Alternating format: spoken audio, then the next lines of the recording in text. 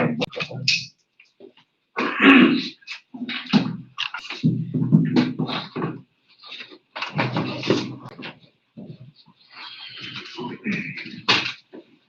morning.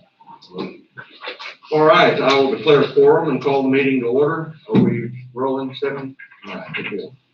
First to be Pastor Harold Hogan is going to lead us in prayer this morning. Harold, you want to come on up or stand wherever you want?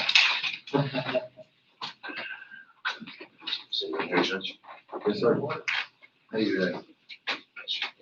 Thank you for coming. You're welcome. Let us pray. Father God, we thank you this morning for this assembly. Father, as we go into this meeting, we just ask that in all our ways that we acknowledge you so you can direct our path. Father, we just ask that you continue to bless our city, our county, and Father, please, by all means, bless this entire world during these troublesome times in this pandemic. Father, we just ask that you just look over us with our pity today and have mercy on us. We're asking these blessings. In Jesus' name I pray. Amen. Thank you, Bill. All right, item number 3 is citizens' comments. I don't have anyone signed up to speak. So we'll move on to item number 4, consideration of minutes from November 9th and November 16th, November 23rd, and November 30th. We didn't make the 30th, and we've already approved the 9th. Okay. So the minutes we have today for the 23rd and the 16th. Again, I made me a copy of those, and I will make a motion that we approve the minutes for both of those meetings. Okay. As presented. I'll second that. So we have a motion and a second. Any further discussion? All in favor? Gary? Are we talking about the 23rd? I was absent. Oh, What other day? 16th. 16th. Would you like me to make my motion separately then? Okay, separately. I just put usually I'll rescind my only motion. to approve. Okay. And I'll make a motion that we approve the minutes from November 16th. Okay, November 16th. I'll second that. Any further discussion? All right, all in I favor? just put it, they were approved. Right. 16th there. It's not a Right, And problem. now I'll make a motion that we approve the minutes from November 23rd. I'll second that. Any further discussion? All in favor? Abstain from that. Sorry. Abstain from the 23rd. All right. Put the dates on there. Item number 5, do we have any treasurer or is consideration approval of treasurer or auditor reports? Anything you need to share with us?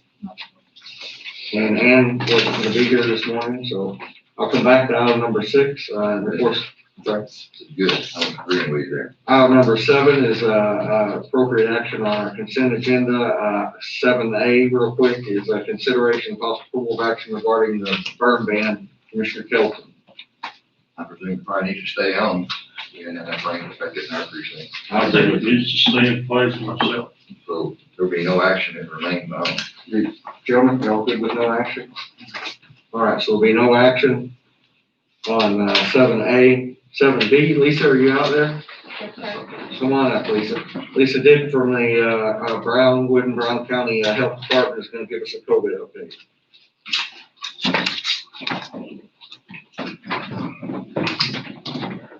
We have lots of stuff changing. We have continued to have cases. So our case count today, we have 5,694 negative cases. We have had 1,931 positive cases.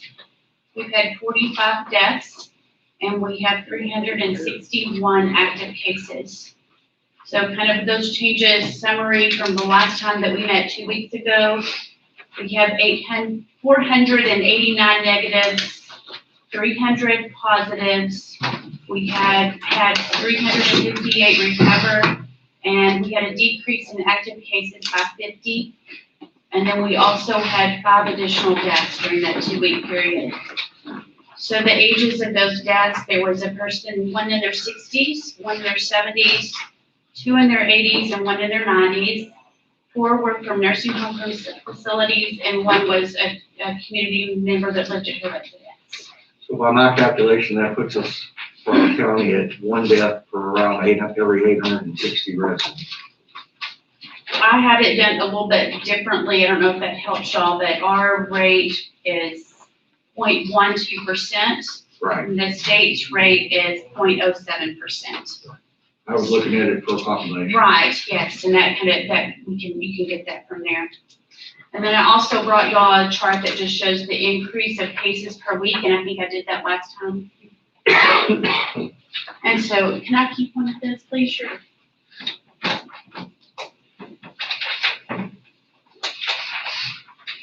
Okay, and so I just think that this can, for me, kind of keeps it in perspective of how we were lower before, but now our cases have stayed up around 200 per week for the last 3 weeks.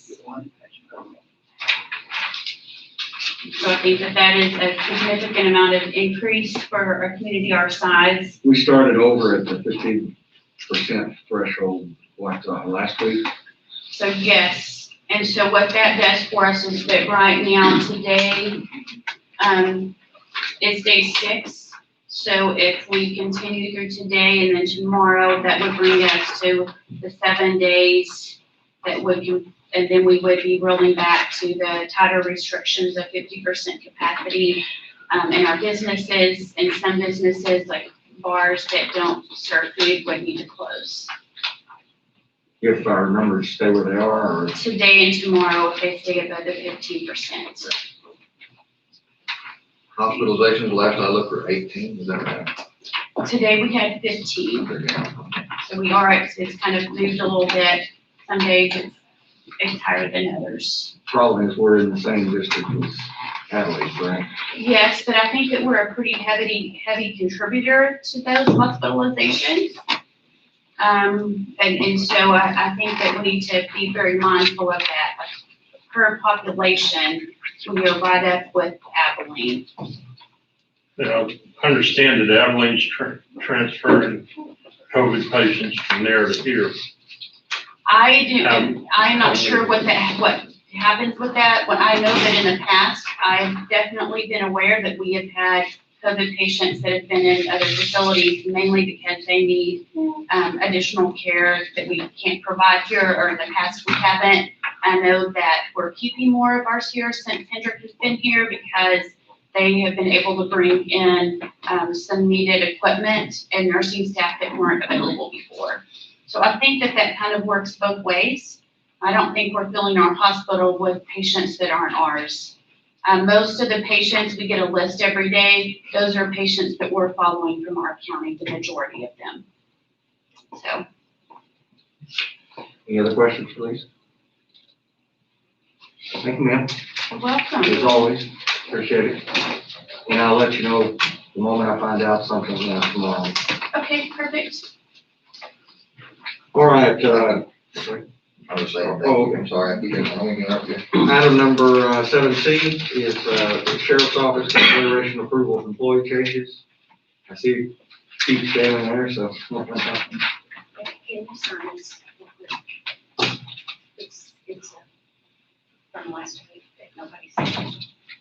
I don't know if that it's in a form. Thank you. Thank you. Morning. Good morning. How are y'all?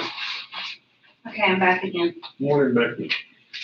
Our jail count this morning is 166. Thank you, ma'am. Okay, I have 2 changes. One of them is where Michelle Johnson was, we were removing her corporal status. So her base salary was the $28.33 a month. It's minus the $1,200 for the corporal pay. That went into effect on 11/3. And replacing her is Avery Malotsky, and his base pay is the $28.33 per month, which will add the $1,200 annually for the corporal pay. So it doesn't, so wash with your budget, right? Because either way. Oh, I need to sign that one. I should be getting that someone. Is there anything else? That's it. I'll entertain a motion. Make a motion to approve both the employee changes in the sheriff's office. Second. Okay, we have a motion and second to approve the changes in the sheriff's office, employee changes. Any further discussion? All in favor? All right, good deal. Thank you. All right, items number E, F, G, and H are C-spot run kind of things, so let me jump and get those done, that way we can spend all the time we need on item number D. So, E is, 7E is the county clerk consideration approval of a bond for tax assessor collector.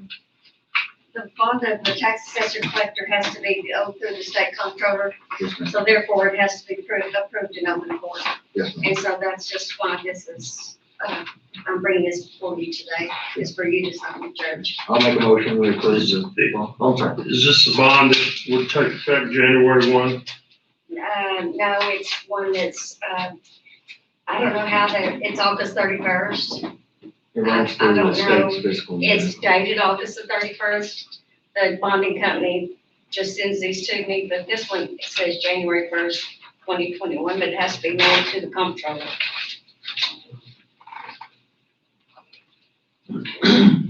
Judge, did you make a motion? I did, to approve it, I'll let you sign it after court. yes, ma'am. I'll second that. Or you can pass it around, whichever you need to do. Okay. All right, we have a motion and a second.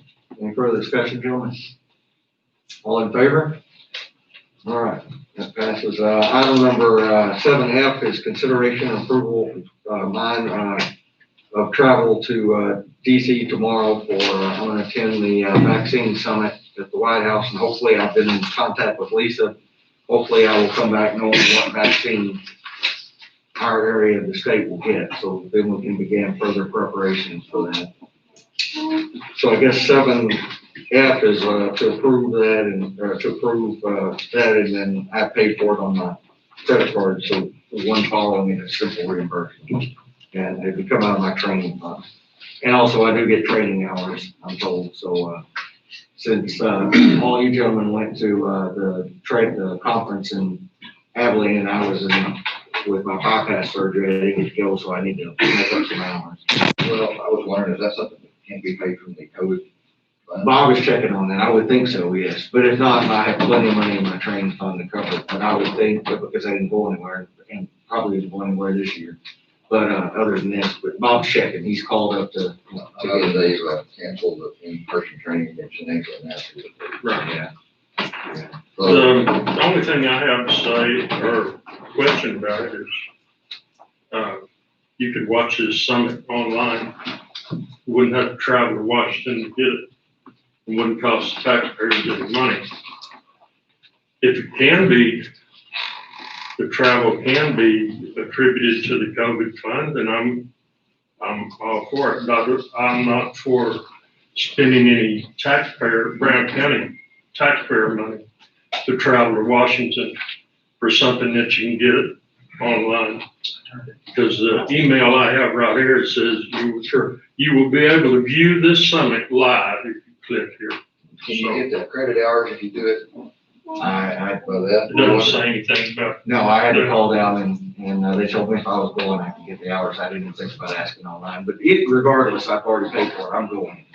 So, and I can't ask any questions if I'm online. This way, hopefully I'll be able to come back with, exactly what vaccine we're getting. If it's the one Again, that we got to store. I'm not for spending any Brown County money for you to go. I don't mind you going, but, if it can be attributed to the COVID fund. I would make a motion that we approve his travel for the COVID, to the COVID training out of state. Is this item F? I don't have, yes, and I would hope that he would be able to, prefer that he pay from the COVID funds. One is Items reimbursement. One is just approving the travel out of state. That's how the All right, auditor's office said it had to be. I'll make a motion to approve the out of state travel. Second. All right. Sean, you did that. Yeah. We have a motion and a second. All in favor, or any further discussion? All in favor? I'm trying to get through this so we can get to item D as quick as we can. All right, motion passes. Now we're down to 7G. Well, I'm sorry, I You didn't get good the vote. votes. I got 3. 3-2, 3, 4, and 2 against. All right. And item number G is reimbursement. By the way, I covered the hotel myself, so that's not costing the taxpayers anything. All this is for is the travel up there and back. I would make a motion, we we're reimbursement, but I prefer to be taken from the COVID. If at all possible, I guarantee you I will. I promise. Will be You my, want that part of the motion? yes, I second. take from COVID funds if possible, if not, it comes from training fund. Thank you. So we have a motion and a second. Any further discussion? All in favor? Thank you, sirs. Item number F is Commissioner Trawick, consideration possible approval of employee changes. Got that in hand, it's been on most of the year of this year. And due to not being able to get a jail crew and everything, I'm putting him on full-time. James Barnum. He started 11/23, and his starting salary will be what the other hands are making, 44,793.63. Second. Okay, was that a motion? Yes. All right, so a motion and a second. Commissioner Shaw, second. Any further discussion on Commissioner Trawick's personnel changes? All in favor? Passes unanimously. Was that? In favor? Commissioner Shaw, you vote? I didn't see your hand. All right, so it was unanimous. Yeah, I just didn't see it. I have to I ask have you a question, back on item F, because they're gonna talk to us about when we're gonna start receiving our vaccine and how it's gonna be distributed. Is that Yes, what they that's said? what I'm told. And I actually am friends with the Director of Government Affairs for the President, so hopefully I'm gonna try to get as much information as I possibly can. While I'm there. So I've asked for some FaceTime with him so that I can visit with him one-on-one. All right, now we're back to, we'll do bills last. Is that all right with y'all? I prefer that. All right, so I'll go back to item number 7D. I believe Commissioner Shaw, you had just put on the agenda. Dale Cummings, Intersect Power, presentation of IP rated solar project. Consideration, discussion, possible approval of a requested tax abatement. You want to introduce anybody or? No, they didn't introduce him. Don't need no airtime. Good morning, judges and board members of the court, ladies and gentlemen. I'm Dale Cummings, with Cummings Westlake LLC, a tax consulting firm in the Houston area. And with me today is Kristen Feeney with Intersect Power Systems out of San Francisco. We're here today for a couple of reasons. One is to introduce you to the Intersect, formally introduce you to the Intersect Power Radiant Solar Project. And secondly, to discuss the possibility of tax abatement from the county. If we could, we have a short video that we'd like to show you about the project. And I realize that it's hard for everyone to see. It's very short. Perhaps we could show you first and then maybe swing the TV around. Certainly. And we have our IT director here in case anything goes wrong. Good. Well,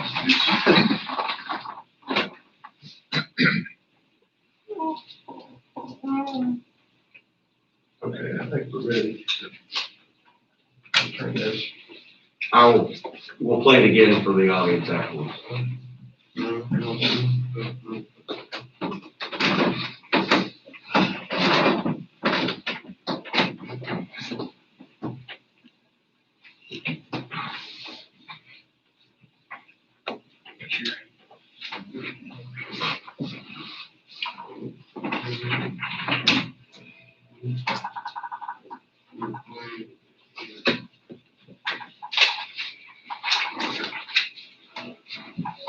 Located 16 miles southwest of Brownwood in Brown County, the 300 megawatt Radiant Solar Project lies in west central Texas, ideal for solar power generation with an average of 234 sunny days per year.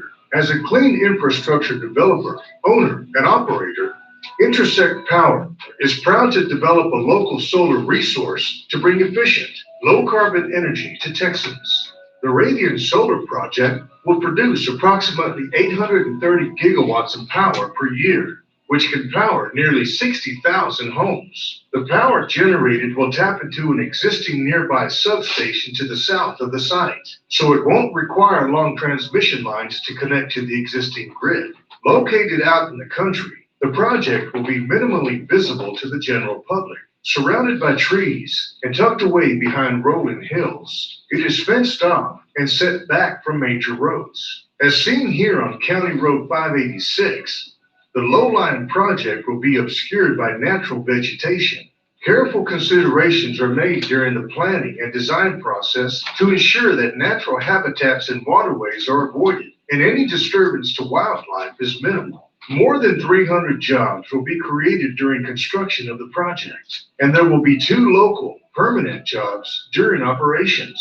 The project will bring an estimated $19.4 million in property taxes to the county and to the students of the Brooks-Smith Independent School District.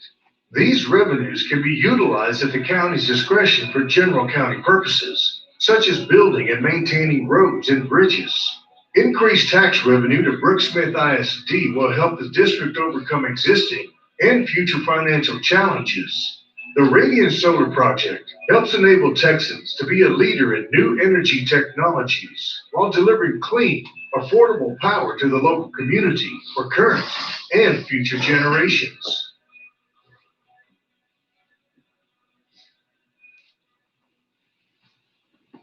All right, so would you mind turning that to the audience and see it's a short video, I don't mind showing it for you.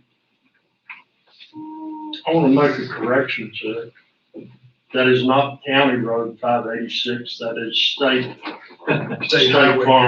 highway, it's Farm to Market Road. Thank you, yeah, fix that.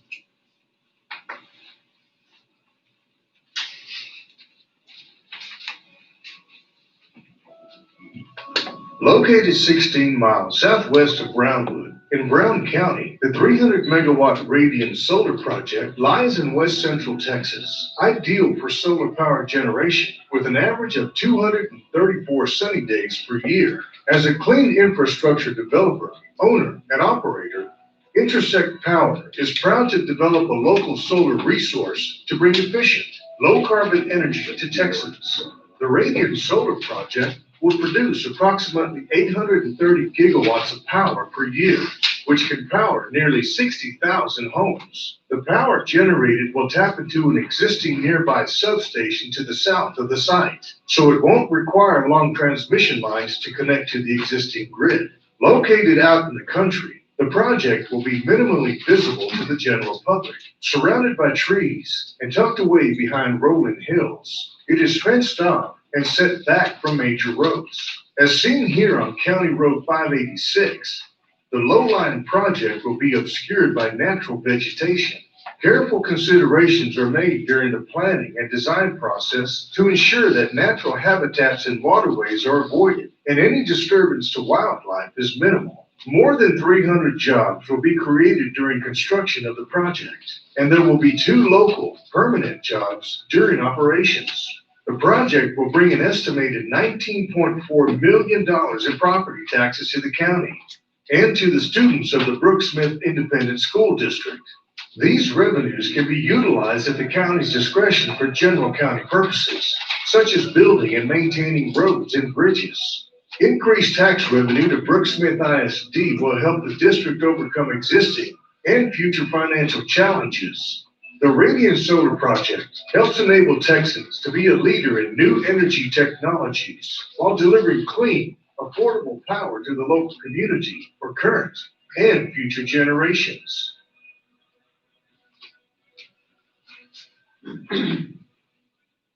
Thank you. Hi, I'm Christian. I'm a principal at Intersect Power. I've met a few of you before. Thanks for having us here today. I just wanted to give you a little bit of background on Intersect. So Intersect's been around for about 3 years. The collective team now has a large number of years of experience in solar development in both California and Texas. In the last 2.5 years, we've developed 3 projects in Texas that are all under construction now, totaling over about 800 megawatts AC or 1.2 megawatts DC. And prior to that, we have an operational project that the team managed and developed that's in Pecos County as well.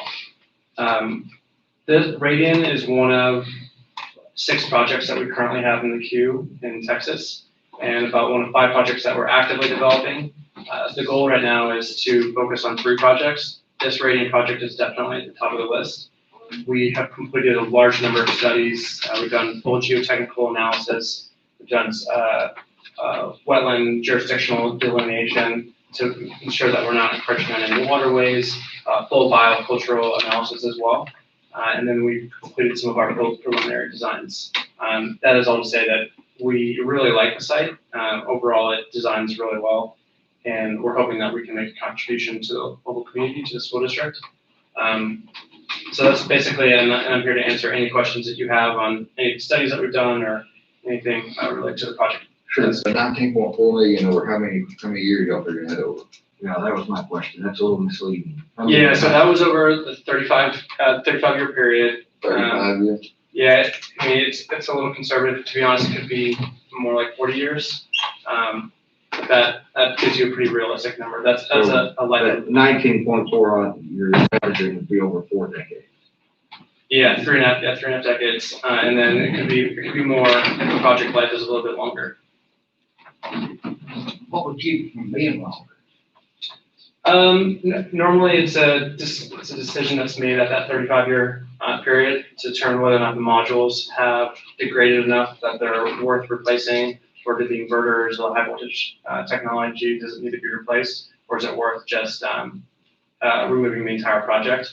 Generally speaking, I would say that it's likely it would be elongated, which without an abatement would continue to provide pretty significant tax revenues. But we picked 35 years simply because that's a number and a time period that the banks are willing to underwrite, so we can speak to that confidently. All right, well, let me ask you, and I'm gonna ask you a point blank question, if you don't mind. A Sure. Question. Certainly, a company of your size does not need a tax abatement in order to turn a profit on this, correct? So generally the tax abatements with the school. We're among one of the lowest tax rates. That's true. So we built, of the 4 projects that we've built, they've all had tax abatements and value limitations. What we generally do with those tax breaks, that we pass that through into our competitive bidding process. So it's not like we take that money and put it into our pockets by any means. There are hundreds of projects in the interconnection queue, probably over 100 developers as well. Each one of them is bidding into a competitive solicitation at the lowest price that they possibly can. If you think about this location, while we do like it, the production, the irradiance is about 5% less what it is in West Texas. So this tax agreement allows us to be competitive with projects that are located further west and just simply have higher revenues. And that all gets passed down eventually to the ratepayer through the utilities or the off-takers who are eventually buying the power. All right, so that, you didn't actually answer my question. You don't need the tax abatement in order to turn a profit and make the project successful, correct? I would say generally, yes, we do need a tax abatement to turn profit and make the project successful, because without the tax abatement, we won't be able to offer a competitive price to an off-taker to actually win an award, which allows us to build the project in the first place. So you can't turn a profit without a government subsidy is what you're telling me. Generally, in this industry, just simply because any project in the neighboring county, we have 4 projects between Haskell and Superior County. All of them will have some sort of a tax agreement with both the county and the school district. This project is competing with every other project, not in just my portfolio, but every other project that's in the queue. And so for that reason, because other counties and other school districts are doing this, we basically depend on it in order to be competitive at all. Other question? What do you see the tax, with the abatement, how much tax would you be paying the county per year? With the abatement? With Yeah. the abatement? If you want to take. Yeah.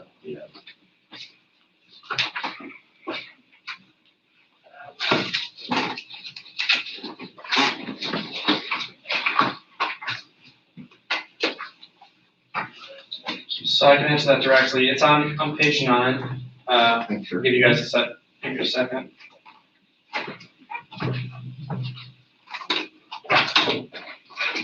So through a 10-year period, assuming around an 85% abatement, we would pay around 1.38 million to the county. Over 10 years for how many acres? That's the current design is roughly 2,100 acres.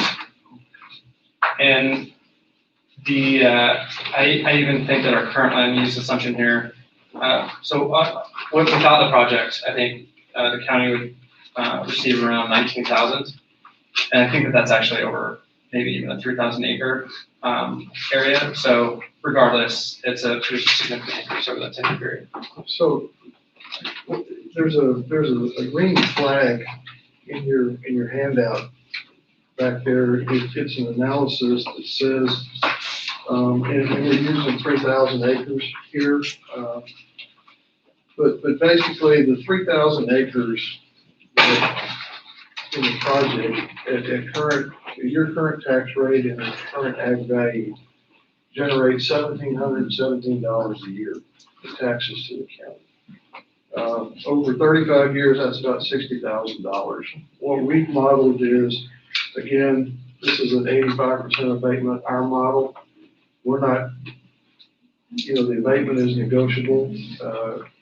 How much it is, how it's structured, that's negotiable, but at an 85% abatement, the county would get $6.7 million over a 35-year period.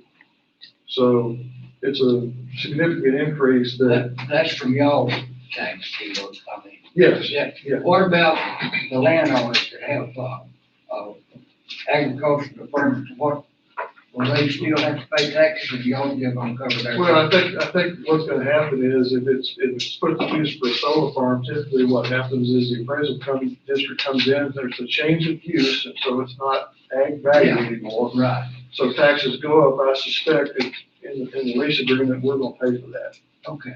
So that's not in the model. The increase in taxes on the land, this is just on the improvements. The increased taxes on the land That was the question I had. is You're talking gonna about- be more than what we're showing here on this table. By your numbers here, you're saying that it says assumes agriculture value of 93.85 cents per acre. Right. And if you take that for 2,000 acres, that means it's $281,550 per year, not 18,000. No, it's the 3,000 at 93.85. 3,000 acres. It's I'm sorry. 281,550. So if you had 2,100 acres, it's gonna be less than $1,700 and less than $281,000 a year. So you have even less taxes if it was 2,100 acres versus 3,000. Well, yeah, but I'm just using your numbers that you have here. Right. $93.95. 3,000 acres, $281,000, $550 per year. That's ag value. That's what we get Correct. supposedly. For the tax on that. What's the ad value of that? Then that's taxed off of that. Then you get taxes off of this. Correct. Okay.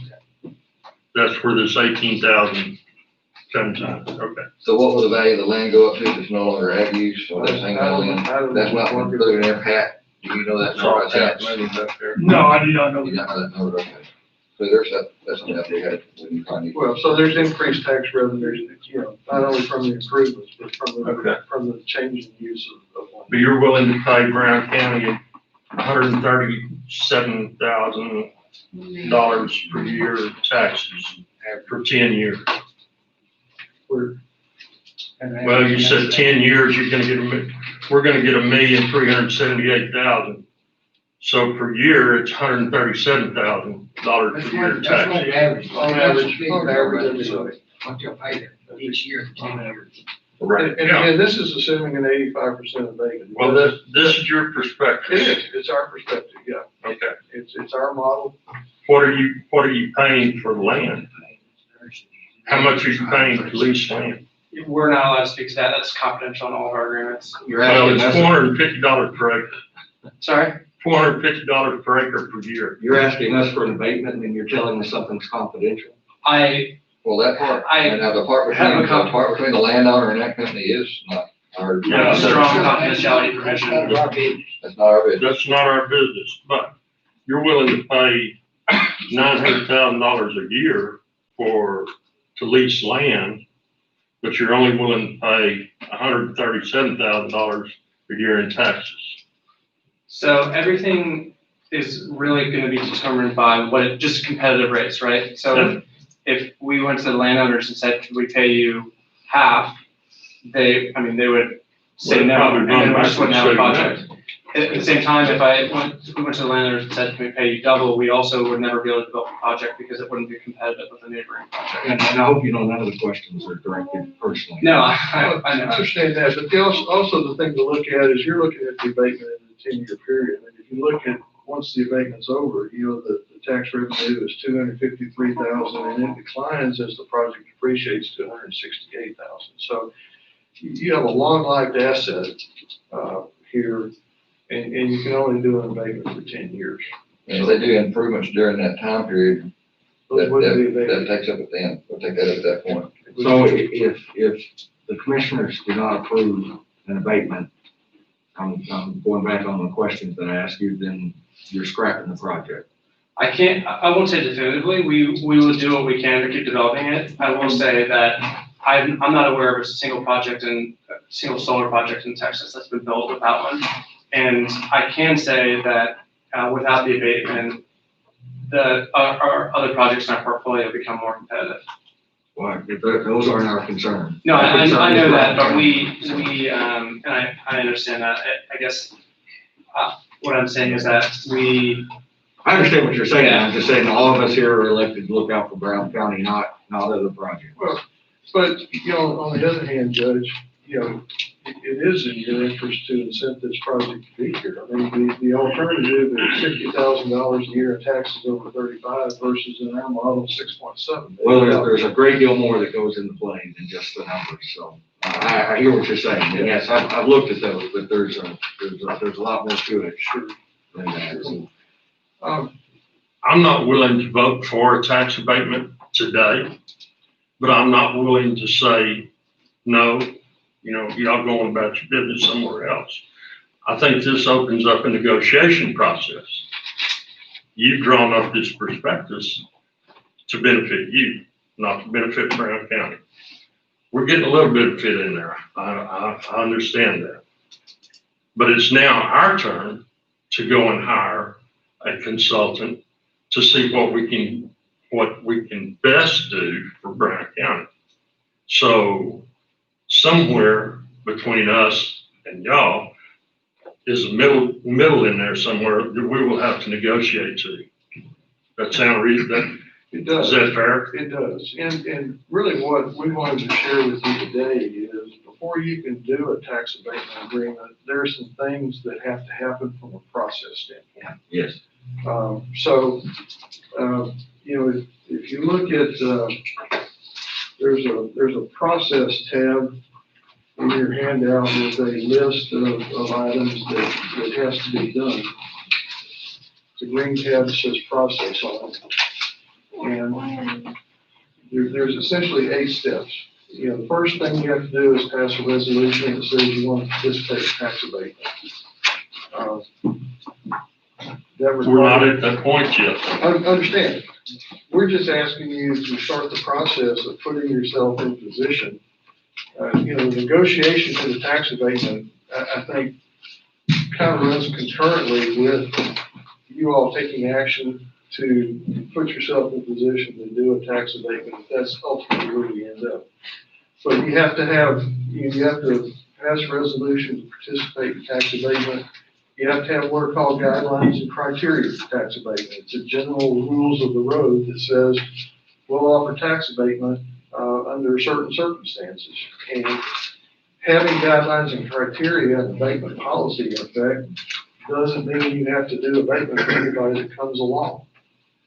You can pick and choose which projects you think you want to do tax abatement on, and you can turn down projects that you don't want to do tax abatement. That would be very difficult to do in the eyes of the voters, the people who elect us to office. It's your call. I'm just telling you that. It's your call. Certainly. We're well aware that there's a lot of animosity, against wind projects. It's not us. We think we keep wind projects out. But if you want to take wind projects off the table, all you have to do is put your guideline criteria that wind projects are ineligible for tax abatement, and you're done. You don't have to entertain that. So, the choice to do tax abatement for projects is in your hands through the guidelines and criteria. What's included in this book, this handout that I've given you is some more information about, the tax abatement process. There's a sample tax abatement application that a number of other counties have used. I mean, I put this together because my understanding is Brown County hasn't done tax abatement in a number of years. And so, there's some guidelines and criteria that are included from Haskell County where intersect has two projects, and guidelines and criteria in there from Borden County. And then there's from a tax abatement standpoint, there's typically two ways to do a tax abatement. What we modeled here, Mr. Worley was the page we were talking about, is a percentage tax abatement, where, there's a certain percentage of value is abated every year. The other way that we typically see, and more commonly what we see, is a payment in lieu of tax arrangement, whereby the project is abated at 100%, typically for 10 years, in exchange for a series of fixed payments to the county. And typically on solar projects, it's so many dollars per installed megawatt. So the page back here that says pilot on it, the very last page of the handout that I gave you, shows that if we were to do a $500 per megawatt pilot payment to the county each year for 10 years, that'd be $150,000 or $1.5 million over a 10-year period. And that's the agreement that we've done on both projects in Haskell, with Haskell. That's why I use that. But just solving for the abatement percentage, and that's equivalent to a 78.5% abatement, what that equates to. So, what I find is a number of counties, a large number of counties now like the payment in lieu of tax arrangement for two reasons. One is you can budget every year on what you're going to get from the taxpayer. And number two, it doesn't affect your effective tax rate. So the abatement and the value change has no effect on your effective tax rate if you do a payment in lieu of tax, because it's essentially not on the tax roll, you're just getting money in exchange. That's kind of why I like to be able to talk more about that. Yeah, and we find, we're amenable to either one. Again, Mr. Worley, it's a negotiation, but what we respectfully like to ask you today is to give thought to getting the process started in terms of, a resolution to make yourself eligible for tax abatement, adopting guidelines and criteria. And once you have guidelines and criteria, we'll come back and ask you to designate a reinvestment zone for the project. And again, there's a process that you go through, and it's, we're not asking to do a tax abatement agreement today. We could, if you can't, you're not in a position to do that. We just simply ask you to respectfully start that process. To that end, again, Commissioner Ward, you mentioned hiring an expert. I've done this for 35 plus years, and so I'm again providing you samples of documents that other counties have used. We stand more than ready to work with whomever you designate us to work with to get that process going. Thank you, sir. As it's worded on the agenda, is there anybody want to take any action today? Or? I want to take that into consideration. Probably, but I don't want to take any action today. I think you can. That's where I'm at. This is just an introduction and sort of a brief tutorial on the things that have to be done. We'd appreciate it if you could tell us today or in the near future who you might want us to work with. Well, we'll have to vote on a contract to hire someone. So, but we do meet most every Monday, not every Monday, but. Well, I'm local here, I'm local in Texas, and I'm not local around. I'm more than happy to come back at your convenience to answer the questions. What do I think? Today, but whenever you want me to. All right, so is there any action being taken on? All right, so we'll take it under consideration. Thank you so much for Thank you. your time, and appreciate it. Definitely some upside to the county and the school. Now typically the schools take the cash plan, don't they? We've been generating in our, Yes, very fees, we don't look into it. The schools have a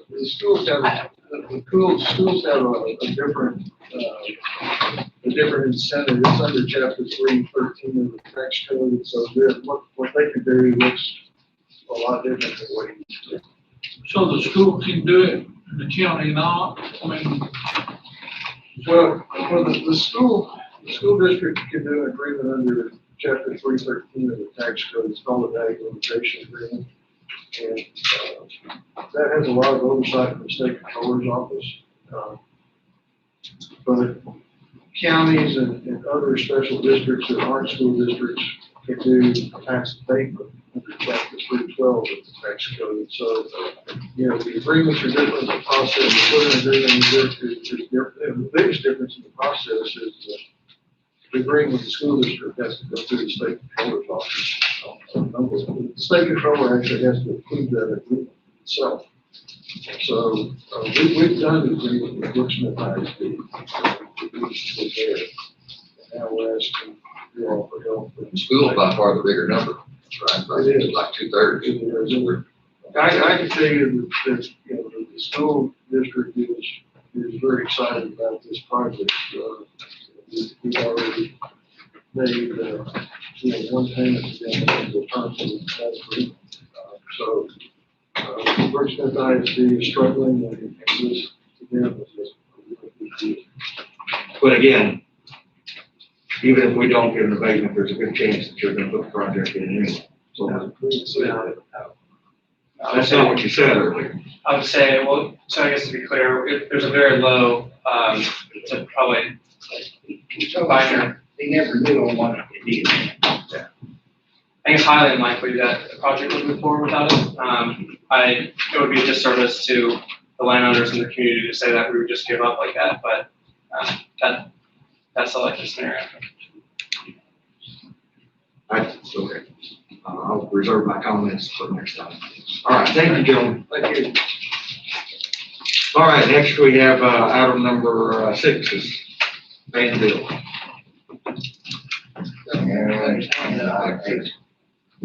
Yes, sir. Yes, just one quick question to, I guess, Dwayne, since I'm in his precinct. How can a member of the public get a copy of this report? What report are we talking about? The one you just received, The book. The book? Yes. How can I get a copy of that? Sure, now that we've received it, it's a matter of open record. I want a copy as well. It's not made open record, I have a copy. I have a copy. I'll get you one, I promise. And then you can get Can I one. get one from Wayne, Wayne's office, or? sure. Who You can I can get get one? one. One for me, I just don't have it yet, but when they give it to me, I'll be glad to give you a copy. Okay, I'll check within a couple of Okay, days. all right. Thank you. Yeah, I'll bring it back to you. I'll bring it back to you. It's fine. I'll bring it back to you then, All right. Thank you. next week. When you get back. Thanks, sir. Any other questions on the previous item? Again, we're not taking any action today, so. All right, again, back to item number 6 is approval of bills. Well, Yes, I was gonna do that one. 6 is bills.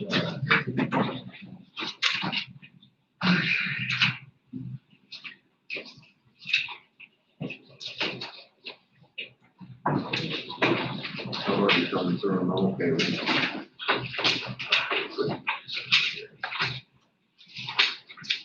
Joe, it's the bill. Yes, thank you.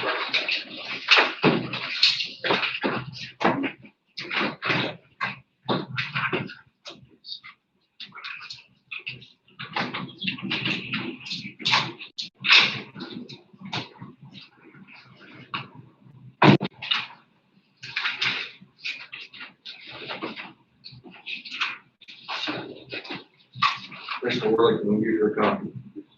Yes. We're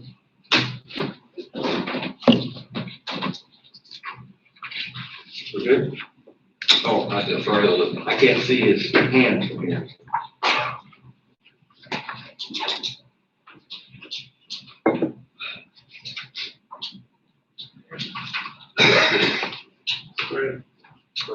I make a motion, we pay the bills as presented by the auditor. Second. Okay, we have a motion and a second. Any further discussion? Pay the bills, all in favor? All right. Item, number 8, our last item is, commissioner's comments. Anybody have anything they want to read this on? I do. Yes, sir. A few months ago, we were approached by, business owners around the courthouse about parking. And, I think Commissioner Kelton met with, some of the museum people, and they looked at parking behind the museum, which was probably not feasible for what we. They had said that it was minimal. It was minimal, we get like 5 spaces with a lot of work to have to get those. Ray Tipton of the MDD approached or sent me an email the other day about the old Shaw's Laundry building has sold. And part of that property is a vacant area between our elections office and Center Avenue. Plan to pave it, and it would create 16 to 17 spaces. And Ray was asking if the MDD and Brown County went together to do the paving at a cost of, I think, $36,000, $18,000 and something for the county's part.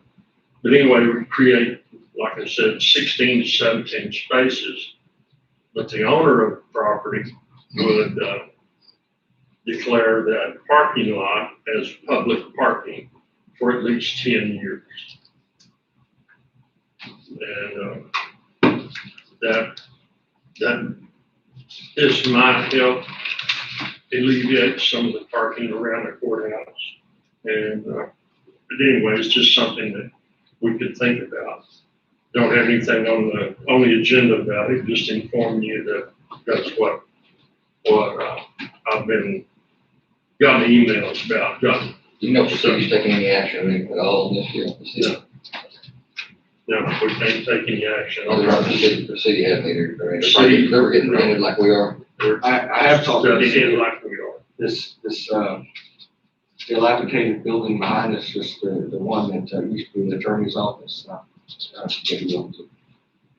Yeah, the little air. I'm sorry, you're exactly right. That way. Anyway, The little air slab of the building there next to our. I talked to the mayor about splitting, if we were interested in buying that building and knocking it down to, that it wouldn't create probably about 10 parking, at most 10 parking spaces. But anyway, he showed an interest in splitting with us if we were interested, just with that. You have anything? No, I'm good. We opened that 411 bridge, but we've only got it open. 411 open, officially. When do we need to meet again? Ready for another big rain. We're ready to give me a test train, we're ready to try. All right, so the 14th? Then we need to meet Monday. Sorry, Renee. Okay, good point there. All right, we'll see everybody that you want to come on the 14th. Until then, we are adjourned. Didn't even need to take that notice. No, it's different, man. That's a perfect time. I have a hearing about